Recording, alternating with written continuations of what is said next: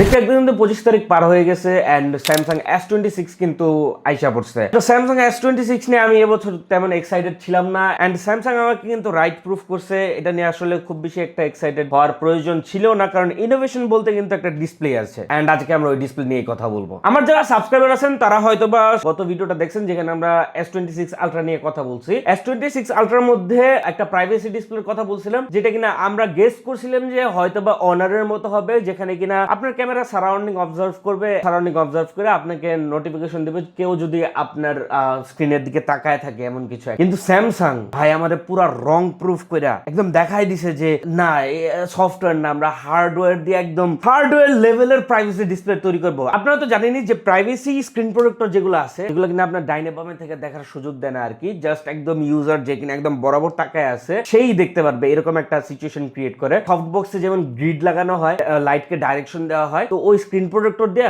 কাজটা কিছুটা এরকমই করা হইতো। স্যামসাং করছে কি এই জায়গায় তারা একটা এমন ডিসপ্লে তৈরি করছে যেটার মধ্যে দুই ধরনের পিক্সেল আছে। আমার পেছনে যে লাইটটা দেখতে পাইতেছেন এই লাইটটা কিন্তু এখন আলো সব দিকে ছড়াচ্ছে। তো স্যামসাং করছে কি তাদের ডিসপ্লের ভিতরে এরকম পিক্সেল ব্যবহার করছে যেগুলো লাইট সব জায়গায় ছড়াবে, ঠিক আছে, রেগুলার ডিসপ্লে গুলো যেমন হয়। সাথে তারা এমন পিক্সেলও দিছে যে পিক্সেল গুলা কিনা ডাইরেকশনালি লাইট থ্রো করতে পারবে। স্পটলাইট গুলো দেখছেন না আপনারা, স্পটলাইট যেই দিকে আপনি থ্রো করবেন ওই জায়গায় তার ম্যাক্সিমাম আলো পৌঁছাবে, ঠিক আছে। কিছুটা তেমন পিক্সেলই তারা তাদের ডিসপ্লের মধ্যে ব্যবহার করছে যেটা কিনা জাস্ট একদম সামনের দিকে থ্রো করবে লাইট, মানে ডিসপ্লে যে লাইট আছে ওটা সামনের দিকে থ্রো করবে, যার কারণে আশেপাশে যারা আছে তাদের কাছে আলোটা গিয়ে আর পৌঁছাবে না, যেহেতু আলোটা আশেপাশে কোনো ফিল তৈরি করতেছে না। যার কারণে এটা লেজিট একদম জেনুইন প্রাইভেসি স্ক্রিন প্রোটেক্টর গুলোর মতোই কাজ করতেছে without any privacy screen protector. And আপনারা জানেন প্রাইভেসি স্ক্রিন প্রোটেক্টর ব্যবহার করলে ডিসপ্লের কোয়ালিটি কতটা নষ্ট হয়, সেটা এখন এই ফোনের মধ্যে আর হবে না। এটা কিন্তু একটা জোস জিনিস তাদের জন্য যারা কিনা